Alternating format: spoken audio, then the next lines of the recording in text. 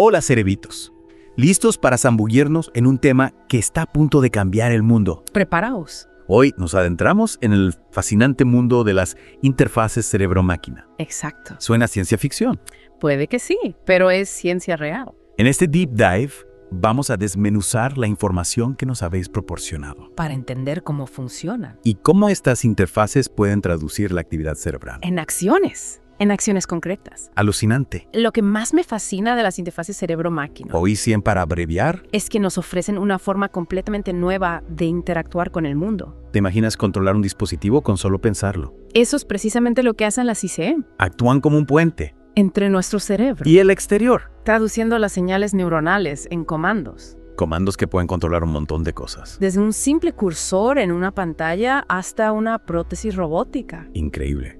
Y esto tiene el potencial de cambiar la vida de muchas personas. Muchísimas. Especialmente de aquellas con discapacidades motoras. Exacto. En Interfaces Cerebro-Computadora, Conceptualización, Retos de Rediseño e Impacto Social, se habla de esto. ¿Ah, sí? Sí, se menciona cómo las ICM podrían ayudar a personas con cuadriplegia. Devolviéndoles la autonomía. Exactamente, permitiéndoles controlar sillas de ruedas con la mente. O incluso extremidades robóticas. Imagina eso. Increíble.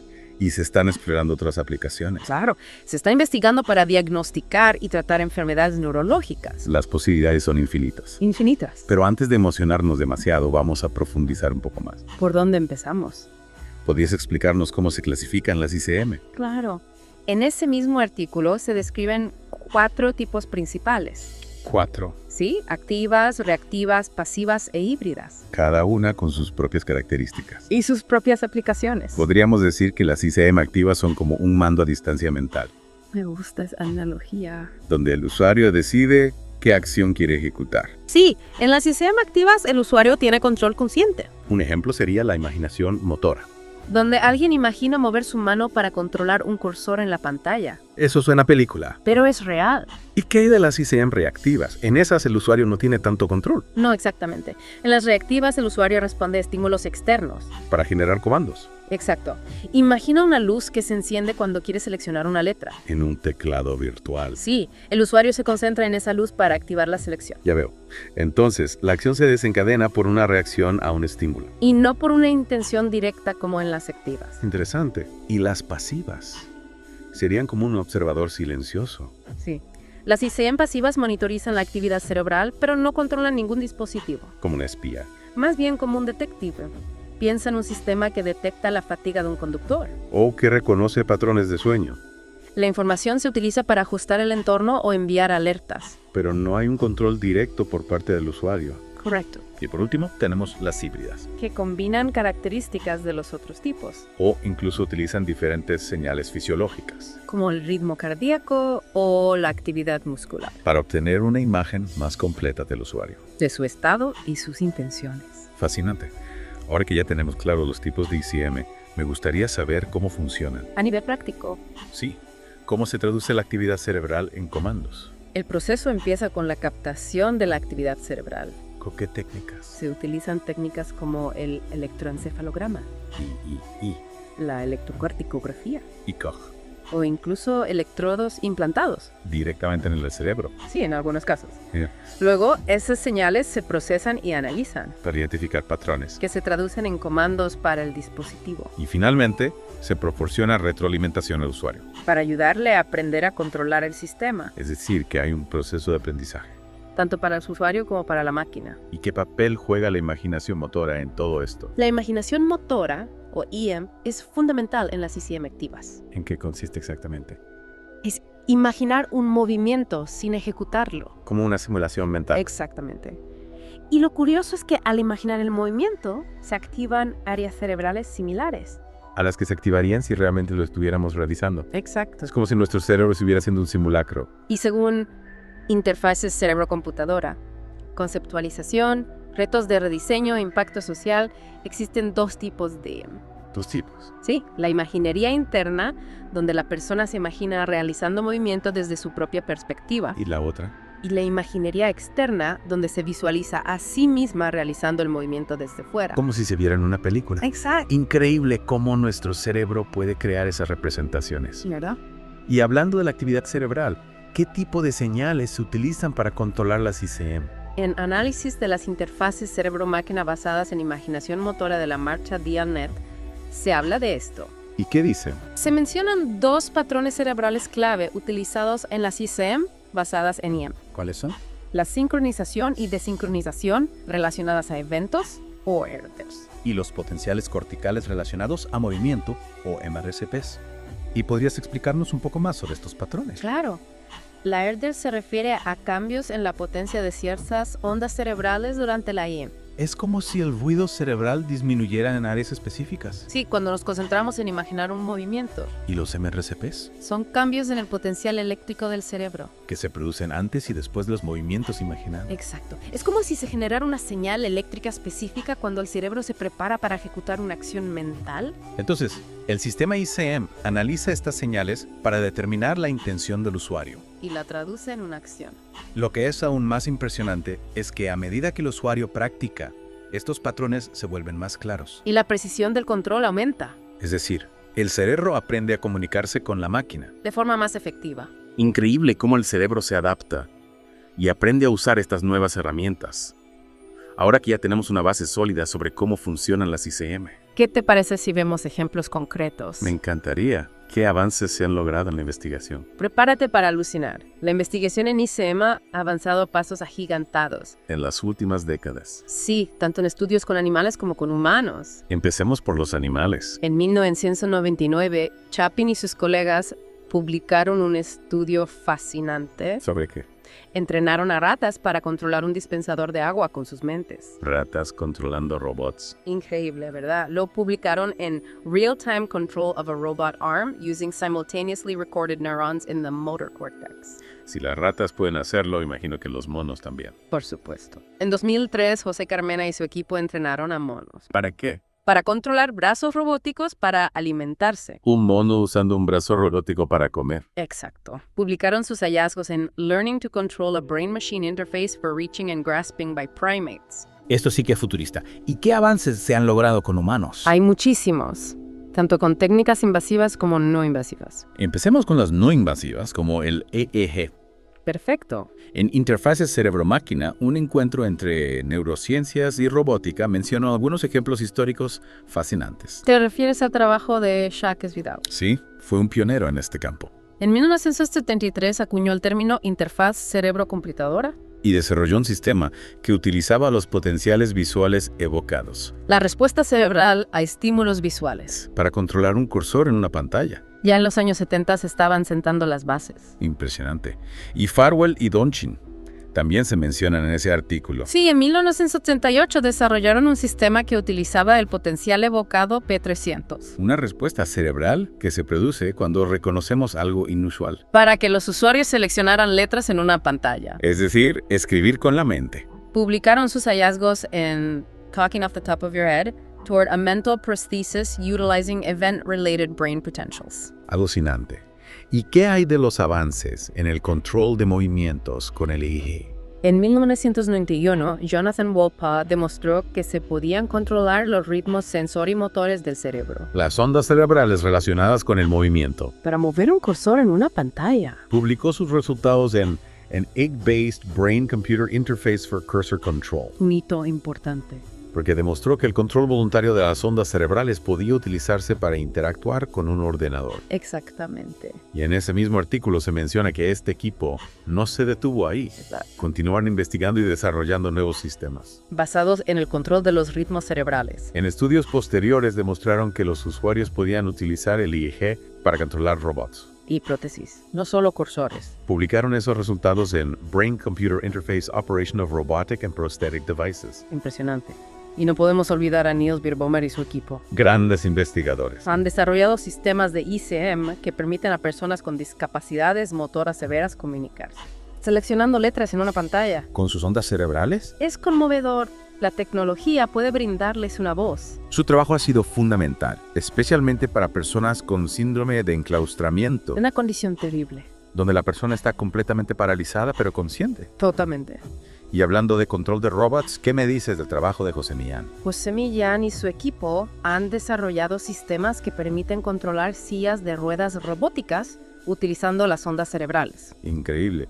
Publicaron sus hallazgos en Non-Invasive Brain Actuated Control of a Mobile Robot by Human Egg. Es fascinante cómo la actividad eléctrica del cerebro puede controlar un dispositivo tan complejo. Es inspirador ver cómo la investigación en ICM está abriendo nuevas posibilidades. Para mejorar la calidad de vida de las personas con discapacidades, Y todo esto con técnicas no invasivas. ¿Qué pasa con las técnicas invasivas? como la electrocorticografía. Sí, ECOG y el registro de neuronas individuales. Las técnicas invasivas ofrecen una precisión mucho mayor Pero también son más complejas. y con mayores riesgos. En Interfaces Cerebro-Máquina, un encuentro entre neurociencias y robótica, se destaca una ventaja clave de la ECOG, ¿A qué te refieres? que la ECOG registra una gama de frecuencias mucho más amplia que la ECE, Incluyendo las frecuencias gamma. que se cree que están relacionadas con procesos cognitivos complejos. Exacto. Esto abre un abanico de posibilidades. Para el desarrollo de ICM que puedan decodificar pensamientos y emociones. No solo la intención motora, Imagina eso. es como abrir una ventana al funcionamiento interno de la mente. Uno de los primeros estudios que demostró el potencial de la ECOG fue el de Eric Lothar y Gerwin Schall ¿En qué año? en 2004. Lo publicaron en A Brain-Computer Interface Using Electrocorticographic Signals in Humans. ¿Y qué hicieron? Los voluntarios aprendieron a controlar un cursor en una pantalla utilizando los ritmos cerebrales registrados mediante ECOG, ¿Y cómo lo controlaban? tanto imaginando el movimiento de la mano como imaginando la pronunciación de una palabra. Increíble. Controlar un dispositivo con señales motoras o del lenguaje. Exactamente. Y en estudios más recientes se ha demostrado que la ECOG puede utilizarse para controlar brazos robóticos, Con mucha precisión. mucho mayor que con el EEG. Y por último, tenemos el registro de neuronas individuales. La técnica invasiva más precisa que existe. En los materiales que nos has pasado, hay un hombre que destaca en esta área. Philip Kennedy. Sí, fue pionero en el desarrollo de electrodos para el registro a largo plazo de la actividad de neuronas individuales. En humanos. En 1998, implantó un electrodo en un paciente con tetraplegia. Y demostró que podía controlar un cursor en una pantalla utilizando las señales neuronales. Publicó sus hallazgos en Direct Control of a Computer from the Human Central Nervous System, Este estudio marcó un hito. demostrando la viabilidad de utilizar el registro de neuronas individuales para el control de dispositivos en humanos. Exactamente. Y en Interfaces Cerebro-Máquina, un encuentro entre neurociencias y robótica, se menciona que, a partir de ese estudio, se empezaron a utilizar electrodos más sofisticados. ¿Los arreglos de microelectrodos? Sí, permiten registrar la actividad de un mayor número de neuronas. Cientos de neuronas de forma simultánea. Y esto ha llevado a un avance exponencial en la precisión y el control que se puede lograr con las ICM. Sin duda. Y uno de los grupos que ha liderado la investigación con arreglos de microelectrodos es el de John Donoway. Con su proyecto BrainGate. En 2006, implantaron un arreglo de microelectrodos en la corteza motora de un paciente con tetraplegia. Y demostró que podía controlar un cursor en una pantalla, abrir y cerrar una mano prostética y controlar un brazo robótico. Publicaron sus resultados en Neuronal Ensemble Control of Prosthetic Devices by a Human with Tetraplegia. Un avance increíble. Y según Interfaces Cerebro-Máquina, un encuentro entre neurociencias y robótica, el equipo de Donoway no se detuvo ahí. En 2002, demostraron que pacientes con tetraplegia podían controlar un brazo robótico para realizar tareas en 3 dimensiones. Publicaron sus resultados en Reach and Grasp by people with tetraplegia using a neurally controlled robotic arm. 2 pacientes utilizaron sus mentes para controlar un brazo robótico. Y realizar tareas como alcanzar y sujetar objetos. Es asombroso cómo la tecnología puede devolver la capacidad de movimiento. Es realmente conmovedor. Y no podemos olvidarnos del grupo de Andrew Schwartz. Otro gran equipo. En 2013 demostraron que un paciente con tetraplegia podía controlar un brazo robótico con 7 grados de libertad, Para realizar tareas complejas. como servirse una bebida o comer chocolate. Y publicaron sus resultados en High Performance Neuroprosthetic Control by an Individual with Tetraplegia. Increíble la precisión que se puede lograr. Y lo que es aún más impresionante es que el mismo paciente, en 2015, controló un simulador de vuelo de un jet F-35 utilizando solo sus pensamientos. Es como algo sacado de una película de ciencia ficción. Increíble cómo la investigación en ICM está haciendo realidad lo que antes solo podíamos imaginar. Pero como en cualquier tecnología emergente, también existen limitaciones Y desafío, que debemos abordar. por supuesto. En Interfaces Cerebro-Máquina, un encuentro entre neurociencias y robótica, se mencionan algunas de estas limitaciones. ¿Cuáles son? Se habla de la necesidad de mejorar la durabilidad y la biocompatibilidad de los electrodos, Implantados. y de la importancia de desarrollar sistemas más robustos y menos susceptibles a las interferencias, También se destaca la necesidad de hacer que estos sistemas sean más accesibles. para que puedan llegar a un mayor número de personas. Claro. Es importante ser conscientes de los desafíos que aún quedan por superar. Pero el futuro de las ICM es realmente prometedor. Totalmente de acuerdo. Las ICM tienen el potencial de revolucionar la forma en que interactuamos con el mundo. Abriendo nuevas posibilidades para la comunicación, el control de dispositivos y la restauración de la función motora. En personas con discapacidades. Y a medida que la tecnología avanza, podemos esperar ver aún más aplicaciones. Más sorprendente, Es realmente fascinante pensar en todas las posibilidades. ¿verdad? ¿Te parece si en la siguiente parte del Deep Dive nos centramos en los retos de diseño? Me parece perfecto. Al fin y al cabo, la usabilidad y la experiencia del usuario son claves. Para el éxito de cualquier tecnología, En Interfase Cerebro-Computadora, Conceptualización, Retos de Rediseño e Impacto Social, se dedica una sección a esto. a los retos de rediseño. Sí, se destacan factores clave como el mapeo transparente, el sentido de autonomía, la retroalimentación multisensorial. Y los ambientes ecológicos. Hablaremos de todo ello en la siguiente parte de nuestro Deep Dive. Allí nos vemos. Perfecto. Nos quedamos con la intriga. Y muchas ganas de seguir explorando. Y a vosotros, cerebritos, os invitamos a que nos dejéis vuestros comentarios. Con vuestras impresiones. ¿Qué os ha parecido más sorprendente? ¿Qué preguntas os surgen? Estamos deseando leer vuestras opiniones. Y no olvidéis dar un buen like. Si os está gustando este Deep Dive, Suscribiros al canal para no perderos ninguna de nuestras aventuras. y activar la campanita para recibir notificaciones. Nos vemos en la siguiente parte. Hasta pronto. Hablando de esos retos de diseño de las TCM, Ajá. en Interfaces Cerebro-Computadora, Conceptualización, Retos de Rediseño e Impacto Social, mencionan el mapeo transparente.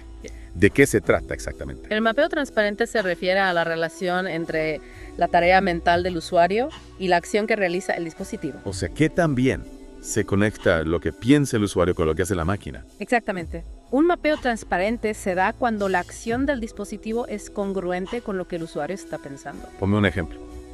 Si imaginas mover la mano hacia la derecha y el cursor en la pantalla se mueve en esa dirección. Eso sería un mapeo transparente. Exacto. ¿Y por qué es tan importante Porque facilita el aprendizaje. para el usuario? Sí, para el usuario.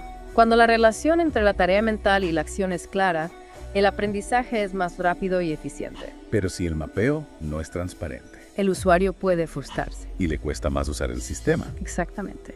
En ese mismo artículo mencionan un ejemplo de mapeo no transparente. ¿Sí? Un panel de control con 4 grados de libertad. Diseñado en base a la imaginación motora. Sí, donde es mover la lengua para ir arriba, los pies para abajo, etc. Ya veo.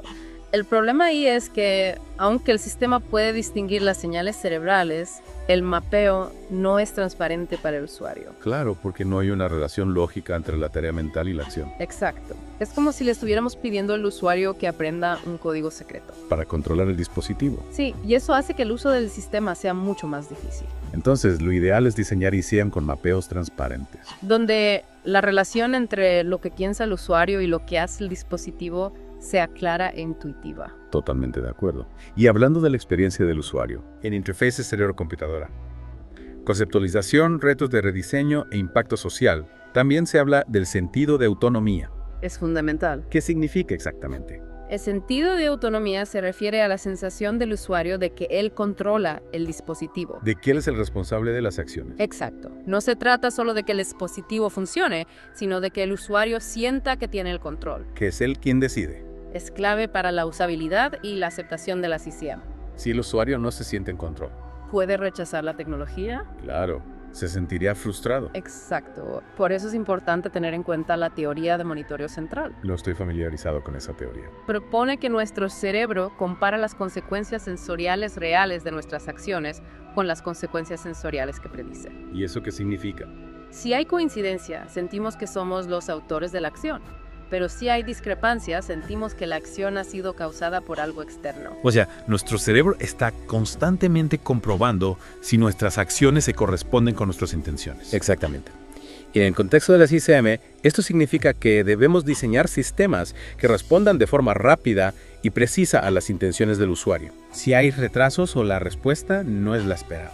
El usuario puede sentir que no tiene el control. Y se reduce su sentido de autonomía. Correcto. En interfaces cerebro-computadora. Conceptualización, retos de rediseño e impacto social mencionan un estudio que respalda esta idea. Así. Compararon dos grupos de usuarios que aprendían a controlar una ICM. Un grupo recibió un entrenamiento para fomentar el sentido de autonomía y el otro grupo un entrenamiento estándar. ¿Y qué resultados obtuvieron? El grupo que recibió el entrenamiento para fomentar el sentido de autonomía se desempeñó mucho mejor. O sea que el entrenamiento orientado a la autonomía tuvo un impacto positivo. Exacto. Al diseñar ICM no solo debemos enfocarnos en la precisión y la eficiencia del sistema, Sino también en la experiencia del usuario. y en fomentar su sentido de control. Totalmente de acuerdo. Y hablando de la experiencia del usuario, también se menciona la importancia de retroalimentación multisensorial. Es fundamental. ¿De qué se trata? La retroalimentación multisensorial se refiere a la información que se le proporciona al usuario sobre el estado del sistema. Y sobre las consecuencias de sus acciones. Exacto. Esta retroalimentación puede ser visual, auditiva, táctil o incluso propioceptiva, Proprioceptiva. relacionada con la posición y el movimiento del cuerpo. Ya veo. No solo el dispositivo debe responder a las intenciones del usuario, sino que también debe informarle sobre lo que está sucediendo. Exactamente. La retroalimentación multisensorial es esencial para el aprendizaje y el control de las ICM Ayuda al usuario a comprender cómo sus acciones afectan al dispositivo. y a ajustar su estrategia de control. En ese mismo artículo se menciona que esta retroalimentación debe ser congruente con la tarea mental del usuario. Sí, es importante. ¿Puedes explicarlo? Claro. La retroalimentación debe ser coherente con la acción del dispositivo y con la experiencia sensorial que el usuario esperaría si estuviera realizando la acción él mismo. Dame un ejemplo. Si imaginas mover la mano hacia la derecha y el cursor se mueve en esa dirección, la retroalimentación visual debería mostrar ese movimiento del cursor.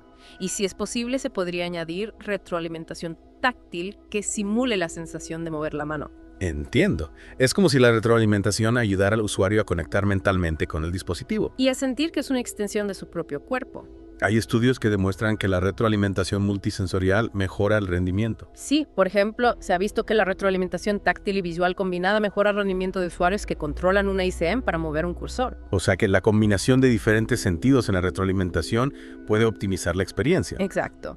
Al diseñar ICM debemos pensar no solo en la eficiencia, sino también en la experiencia del usuario. La retroalimentación multisensorial es clave para crear sistemas intuitivos y fáciles de usar. Totalmente de acuerdo. Y por último, en ese mismo artículo, se habla de la importancia de los ambientes ecológicos. Para el desarrollo de las ICM, ¿Qué son exactamente? los ambientes ecológicos son entornos de entrenamiento que simulan las condiciones del mundo real.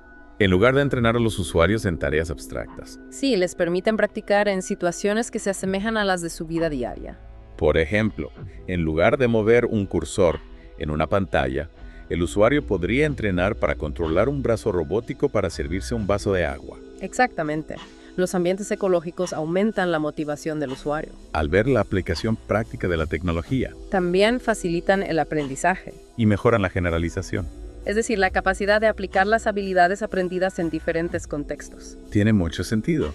Y hay ejemplos de cómo se están utilizando. Sí, en el artículo se menciona un estudio que utiliza la realidad virtual para crear un entorno de entrenamiento inmersivo. ¿Y qué hacen los usuarios en ese entorno? Controlan un avatar virtual con sus pensamientos. Y realizan tareas en un entorno que simula el mundo real. Se ha visto que este tipo de entrenamiento mejora el rendimiento. La realidad virtual puede ser una herramienta muy útil para crear ambientes ecológicos. Sin duda.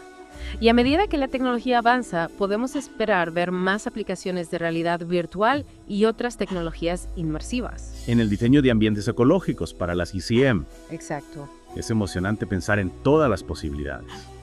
Ahora me gustaría hablar del impacto social que pueden tener las ICM. Un tema fundamental. En interfaces cerebro-computadora, conceptualización, retos de rediseño e impacto social, se habla de su potencial para mejorar la calidad de vida de las personas con discapacidades. Sí, y se menciona un dato que me impactó bastante. ¿Cuál? Según estadísticas del INEGI de 2013, en México hay más de 7 millones de personas con dificultades para realizar actividades básicas. ¿Y cuántas con alguna limitación moderada? Casi 16 millones.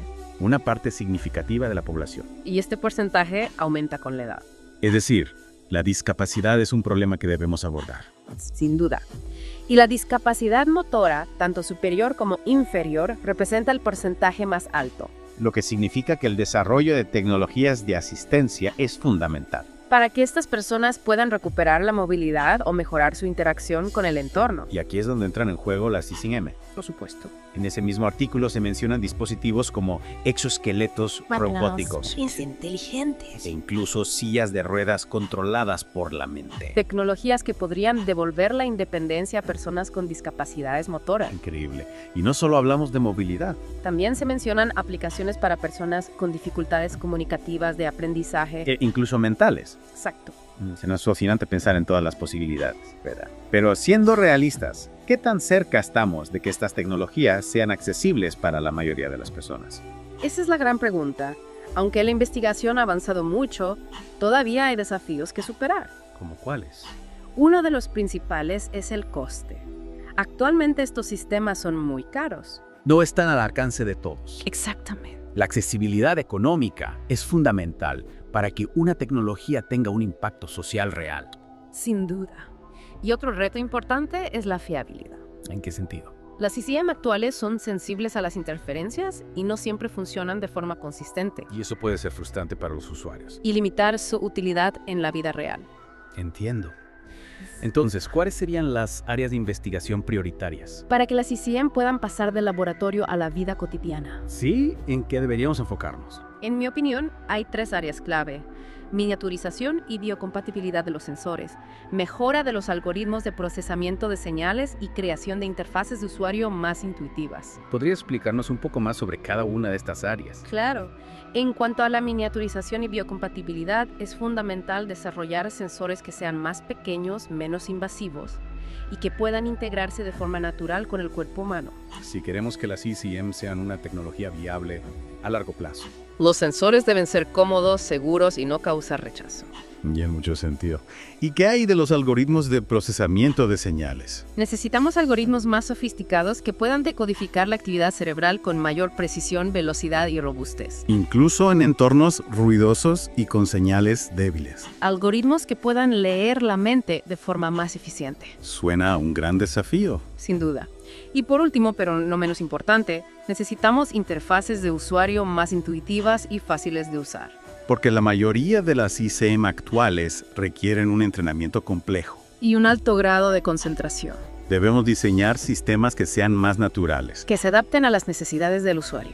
y que permitan una interacción fluida. Exactamente. Es fundamental que las ICM sean fáciles de usar, Especialmente para personas con discapacidades. que pueden tener dificultades para interactuar con sistemas complejos. Totalmente de acuerdo. Para lograr estos objetivos es crucial la colaboración entre investigadores de diferentes disciplinas: neurocientíficos, ingenieros, informáticos, diseñadores, psicólogos, etc. La convergencia de diferentes perspectivas y conocimientos es fundamental para impulsar la innovación en el campo de las ICM. Sin duda. Y hablando de innovación, me gustaría retomar un tema que mencionamos antes: la rehabilitación. En interfaces cerebro-computadora, conceptualización, retos de rediseño, impacto social. Se habla del potencial de las ICM para la rehabilitación de pacientes con daño neurológico. Se ha demostrado que el uso de ICM puede promover la neuroplasticidad La capacidad del cerebro para reconfigurarse. y crear nuevas conexiones neuronales. Esto es especialmente relevante en pacientes que han sufrido un accidente cerebrovascular o una lesión medular. Las ICM pueden ayudarles a recuperar funciones motoras o a mejorar su control muscular. Es como una especie de fisioterapia mental. En cierto modo, sí. El uso de ICM en rehabilitación se basa en la idea de que, al obligar al cerebro a pensar en el movimiento, se estimula la actividad neuronal en las áreas afectadas. Se promueve la creación de nuevas conexiones, Lo que puede conducir a una mejora en la función motora. incluso en casos donde la lesión es grave. Exacto. Y en ese mismo artículo se mencionan estudios que demuestran la eficacia de las ICM en la rehabilitación de pacientes con accidente cerebrovascular. Y lesión medular. ¿Podría darnos algunos ejemplos? Por supuesto. En un estudio se demostró que el uso de una ICM para controlar un exoesqueleto robótico mejoraba la capacidad de caminar de pacientes con lesión medular. Y en otro estudio se observó que el uso de una ICM para controlar un brazo robótico ayudaba a pacientes con accidente cerebrovascular a recuperar el control de su brazo afectado. Son todos muy alentadores. ¿Verdad? Pero supongo que la investigación en ICM para rehabilitación todavía está en sus primeras etapas. Sí, aún queda mucho por investigar. Pero los resultados obtenidos hasta ahora son prometedores. y sugieren que las ICM tienen un gran potencial para revolucionar la rehabilitación neurológica. Y no solo en el ámbito de la Pero rehabilitación. las ICM también tienen el potencial de mejorar la calidad de vida de las personas sanas. ¿En qué sentido? Piensa en aplicaciones como el control de dispositivos domóticos, la mejora del rendimiento deportivo, la creación de experiencias de realidad virtual más inmersivas. Incluso la comunicación telepática. Exacto. Eso suena a ciencia ficción. Bueno, la comunicación telepática en el sentido estricto de la palabra todavía está lejos. Pero se están realizando investigaciones. Para explorar la posibilidad de utilizar las ICM para transmitir pensamientos o emociones de una persona a otra. Es realmente fascinante. Pero también plantea cuestiones importantes. Sin duda, a medida que la tecnología avanza. Y las ICM se vuelven más sofisticadas. Es crucial que abordemos las cuestiones éticas. La privacidad, la autonomía, la seguridad, la equidad en el acceso, etc. Son aspectos que debemos considerar cuidadosamente. Para asegurar que las ICM se utilicen de forma responsable. Y beneficiosa para la humanidad. Y esto nos lleva a una reflexión final. ¿Cuál? ¿Cuáles son las implicaciones del uso de las ICM a largo plazo? Buena pregunta. ¿Cómo cambiará nuestra relación con la tecnología a medida que las ICM se integren más en nuestras vidas? Son preguntas complejas que no tienen una respuesta fácil. Las ICM nos obligan a repensar nuestra relación con la tecnología y a cuestionar nuestras ideas preconcebidas sobre la mente, el cuerpo y la identidad. A medida que la línea que separa al ser humano de la máquina se difumina. Debemos abordar estas cuestiones con responsabilidad. Y visión de futuro. Para asegurar que las ICM se utilicen para el bien común. Para ir cerrando esta segunda parte de nuestro viaje por el mundo de las ICM, me gustaría preguntarte. ¿Cuál es el mensaje principal que te gustaría que nuestros cerebritos se llevaran de esta parte del episodio? Que las ICM tienen un potencial increíble para mejorar nuestras vidas, tanto en la salud como en la educación, el entretenimiento e incluso la comunicación. Nos abren un abanico de posibilidades que hasta hace poco eran impensables. Pero es importante que, como sociedad, abordemos los retos que plantea esta tecnología. Para asegurar que se utiliza de forma responsable. Y beneficiosa para todos. Un mensaje poderoso y esperanzador. Y a vosotros, cerebritos, os invitamos a que nos dejéis vuestros comentarios con vuestras reflexiones sobre el futuro de las ICM. ¿Qué nuevas posibilidades se os ocurren? ¿Qué retos creéis que debemos afrontar? Estamos deseando leer vuestras ideas. Y no olvidéis dar un buen like si os está gustando este deep dive, suscribiros al canal para no perderos ninguna de nuestras aventuras y activar la campanita para recibir notificaciones. Nos vemos en la tercera y última parte de este apasionante viaje. Retomando lo que decíamos sobre el impacto social de las ICM. ¿Sí? Hay un aspecto crucial que no podemos olvidar. ¿Cuál? El usuario. Por supuesto. En interfaces cerebro-computadora, conceptualización, retos de rediseño e impacto social, se habla mucho de eso. De la importancia del usuario. Sí, se destaca la importancia de involucrar a los usuarios en todas las etapas. Del proceso de diseño. Exactamente. Desde la conceptualización hasta la evaluación. Si queremos crear sistemas que sean realmente útiles, que respondan a las necesidades de las personas. Debemos escuchar sus opiniones, sus experiencias, sus expectativas. Los usuarios pueden aportar información valiosa sobre la usabilidad, la comodidad, la estética, incluso la ética de los sistemas ICM. Su participación activa en el proceso de diseño puede marcar la diferencia entre el éxito y el fracaso. Es una llamada a la acción. Para todos los investigadores y desarrolladores de ICM. No olviden al usuario. Su perspectiva es fundamental. Para crear tecnologías transformadoras. Totalmente de acuerdo. El objetivo final de las ICM es mejorar la vida de las personas. Y para lograrlo, debemos asegurarnos de que estas tecnologías sean accesibles. Fáciles de usar. Y que respondan a necesidades reales. Y ahora, para cerrar este deep dive, me gustaría lanzar una pregunta a nuestros cerebritos. Adelante. ¿Cómo creen que las ICM cambiarán nuestra sociedad a largo plazo? Buena pregunta. ¿Qué nuevas posibilidades se abrirán? ¿Y qué nuevos desafíos tendremos que afrontar? Es una pregunta que nos invita a imaginar un futuro. Donde la mente y la máquina se fusionan. De maneras que aún no comprendemos del todo. Las ICM nos desafían a repensar nuestra relación con la tecnología. Y explorar nuevos horizontes. Quizás en un futuro no muy lejano. Las posibilidades que hoy nos parecen de ciencia ficción. Se conviertan en una realidad cotidiana. Y con esta reflexión, queridos cerebritos, llegamos al final de nuestro viaje por el mundo de las interfaces cerebro-máquina. Un viaje fascinante. Esperamos que lo hayan disfrutado. Y que se lleven un montón de ideas. Y preguntas para seguir explorando este apasionante campo. No olviden dejarnos sus comentarios. Con sus reflexiones sobre el futuro de las ICM. Estamos deseando leer sus ideas y no olviden dar un buen like si les ha gustado este deep dive, suscribirse al canal para no perderse ninguna de nuestras aventuras y activar la campanita para recibir notificaciones. Hasta la próxima, cerebritos.